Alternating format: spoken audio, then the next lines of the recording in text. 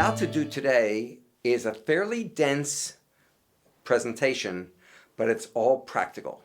And as a matter of fact, it may turn out to be the single most useful practical application that you'll take away from the entire course. So what you'll find in this particular presentation is that we're going to go through all sorts of decision processes, all the way from renewals to end of grants to cutting off grants. Why exit strategies? Why do we have an intense practicum beginning with exit strategies? For a very simple reason. In almost every case, when we give money to something, it has an endpoint. It can be a long way down the road, and it can be after a year. But at some point, we stop funding, or at least the initial grant is over. And so that since there is an endpoint, let's think about what that endpoint looks like. Most grants are expected to accomplish something. So what are they expected to accomplish? How do we define that? How do we articulate that? How do we formulate that? In our own minds as much as in the grantee's case. Grants, as we've learned already in the course, and we're going to come to a little bit later as well, is grants imply relationships. If we do grant making, even if all we do is write a check, there's an implicit relationship that we as a funder have with the grantee. The understanding for ourselves what we want that relationship to be will help us establish a good relationship with the grantee and good expectations. Finally, we have to be aware that there are times when the circumstances change. If that's the case, then the question is, exit sounds like the end. When should we begin to develop an exit strategy? Well, what I'm proposing to you, and I think you're going to find useful, is that the time to think about an exit strategy is at the time you're making a decision about the grant. In other words, what's going to give you gratification from that process? What's going to feel that your money was well spent? Doesn't mean that every process, we're going to come to this a little bit later. It doesn't mean that every grant has to be a great success, but it shouldn't fail because we didn't think through what the implications were, why we're making the grant, what we think should come out of it. There are times when circumstances change as well.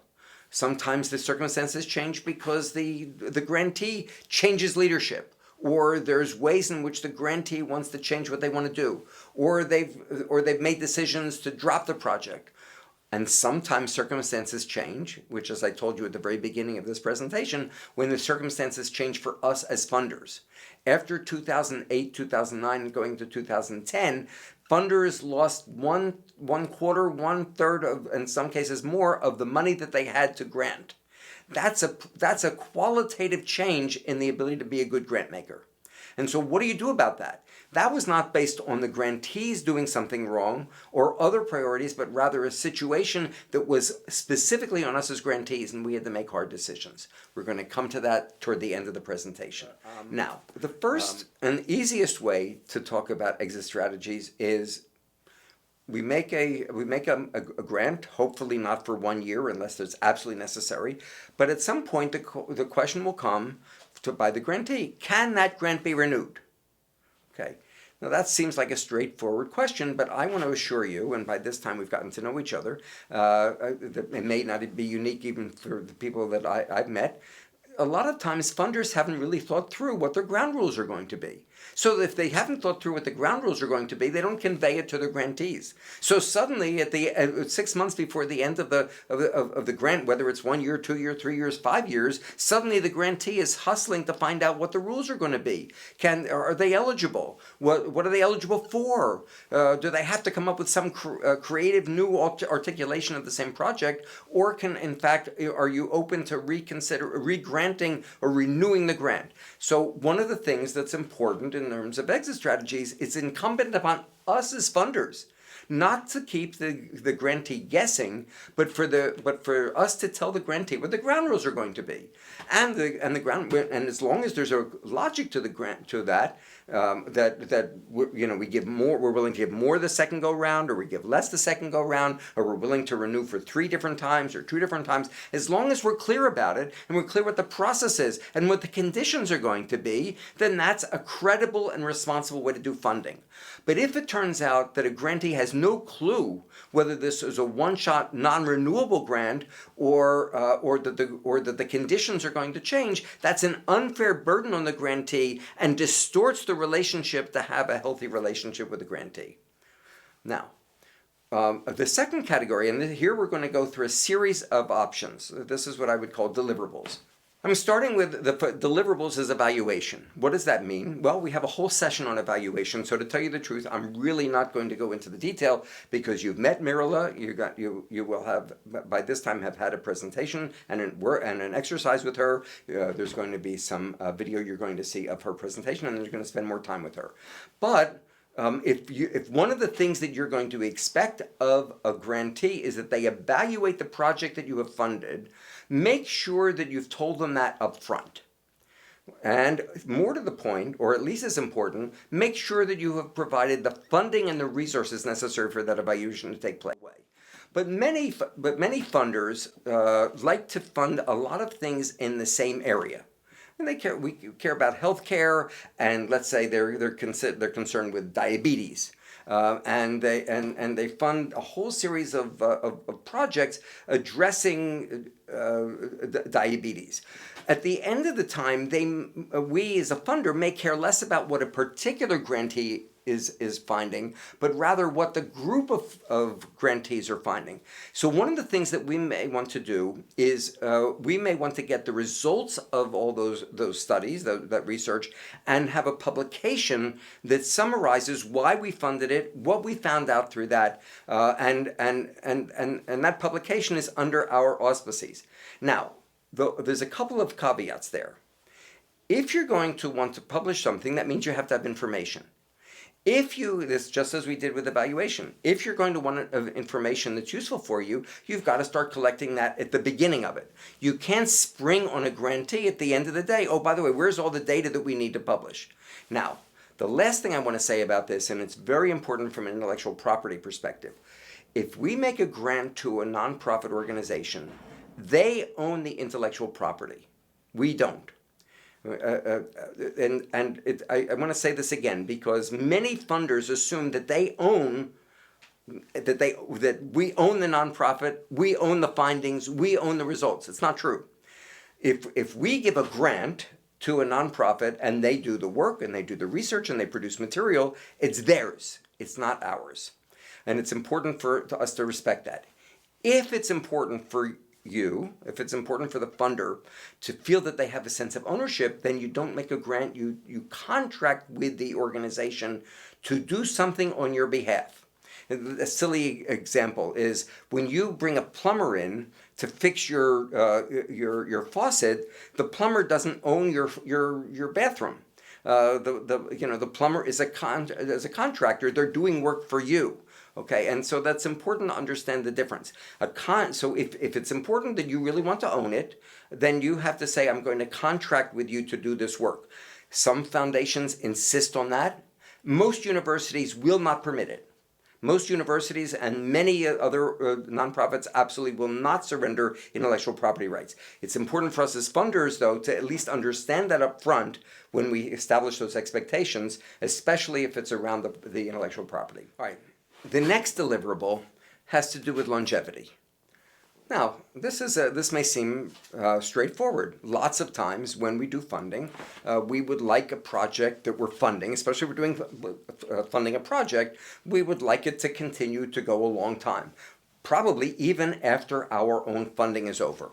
Right, that's reasonable. Lots of us as funders have an idea. We would like to be we want to do the risk capital. We want to do the startup. We want to do the challenge. However, it's fine to say that in principle. If one of our deliverables is longevity, then once again we have to start out negotiating that with the grantee up front. What would we need to put in place so that we have the funding to continue this? What are the investments that we have to make now? Is it more useful for us to give you more money up front and give you less money down the road? Or conversely, would you like us to build up? Would you like us to do a matching grant? Is there some way in which our grant is going to enhance the possibility that this project that we both care about is going to last a long time? one project that I was a funding collaborative of 12 foundations that I was chair of at one point, and we were was being turned over to two universities. And the agreement of the funders was that we were going to continue after the first 3 years of the program to get it started. There was going to be another 3 years of continued funding by the 12 foundations, conditional on the two universities raising the money or coming up with the money to continue the project for at least another 3 years.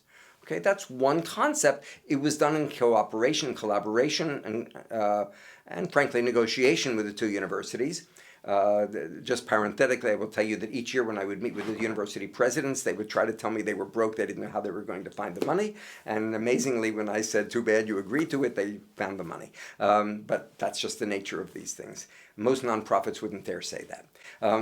So it's important, therefore, when we're doing longevity, to recognize that how and when we give our money can make all the difference as to whether the project actually lasts. Another deliverable is capacity building. In other words, we have lots of resources. Some of us we've already covered in the class, I believe, and if not, we're going to come back to it. Some of the resources we have to do with things that we fund directly. Some of the things we can fund indirectly. Some of them can be complementary to our own direct funding for projects. Capacity building is a good example of that. Sometimes we notice that a nonprofit organization has a great project, but nobody has taught its staff, has trained its staff in the best technology approaches. Or it's clear that this is a struggling nonprofit that has a great idea, but they need to train some of their executives in fundraising skills. Or it turns out that there's other ways in which the organization could use some external support to be a stronger organization. There are funders that will give support for that or provide support for that while we are funders, but then there are also funders that somehow say, even after we're finished our funding, it's renewable, we've given you for 5 years, that's the end of it, but we recognize that you do something that we care about, and so we're going to continue to provide training for you and other grantees in the neighborhood, or others who are doing similar kind of work. And that can be a variety of technical skills, but it's an important way in which we as funders can use our resources effectively to accomplish things that our money alone may not be able to accomplish. So that's a deliverable worth considering. But it may very well be that some of you are committed to coming up with model programs that can be replicated in all sorts of other places. It's a very common funding strategy. It's a great way to do some testing and to then begin to change the field. There's certain built-in dilemmas of people who advocate replicability. What they'll often do is they'll say, oh, this was a great project, it was successful, we recommend replicating it all over the place. The problem is that funders often forget that the person who was creative enough to come up with the project probably intuited half the things that they had to do. There was no documentation. There was no determination as to which questions had to be answered, but rather they somehow were a creative sort or an innovative sort, and they kind of knew what had to happen, or they understood their community and they understood where it had to take place or what had to be provided. Ultimate replication without documentation is likely to fail, or at best come up with something second level, second rate. So what we recommend is don't think only about how do you replicate the final product, but rather what are the questions that have to be answered along the way so that what the project is trying to accomplish can be applied in different circumstances. In order to get that, one of the things that the service deliverer will probably never think of, but we as funders should put into place at the beginning, is documentation. Make sure that somebody's on staff or we provide funding so that at every stage along this innovative project, somebody is keeping track. What question was being asked? What question was being answered? Why was the decision to have it at that location or that neighborhood or to that target market? Because then when we talk about replication, what we're really talking about is how do we apply this innovative model in a way that's likely to work? And one of the sad things that funders have done is many funders have been very profoundly committed to coming up with model projects, but never did the work at the beginning to allow it to succeed. So I'm suggesting if you believe in replication, you believe that you want to fund a model program that can be copied, make sure that you also fund from the very beginning the necessary steps so that replication and application really work. The next deliverable is financial return. Now, by this time, you know that we've talked about the financial vehicles available to us as funders. One of the vehicles that we have as funders is a program-related investment. So by this time, we have already had some introduction to program-related investment. You know at this point that it can be a part of our grants budget, and it's legitimate to do it to either a nonprofit or a for-profit. If it's related to the priorities and the causes that our foundation or we as funders care about. There really are two kinds of PRIs, and it's important for us as funders when we think about deliverables to think carefully about when we're using which one. One is where we're using our program-related investment, which is to say our financial resources, our grants budget, to provide a loan to a nonprofit organization. It's not uncommon. Let's be clear. Governments have become much slower to pay.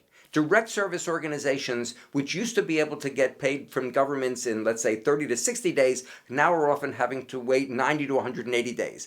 For a small or medium-sized nonprofit organization, that's a cash flow problem. The organization may be doing every bit as good a job as they did before. There may be no criticism of the organization, but they have a cash crunch. And so that many foundations are saying that's where we come in. We're willing to essentially advance the money to the organization, and we can do it at a better rate than the bank is going to be able to do. We're better bankers. They will give us they will return that money when the money comes in. You can negotiate either a zero interest rate or a very low interest rate, but the fact is that you're doing a benefit to that nonprofit through the PRI ability, through the PRI vehicle. The other way of doing PRIs, as you learned in the course, is that we're allowed as funders, even through foundations, to invest in for-profit entities.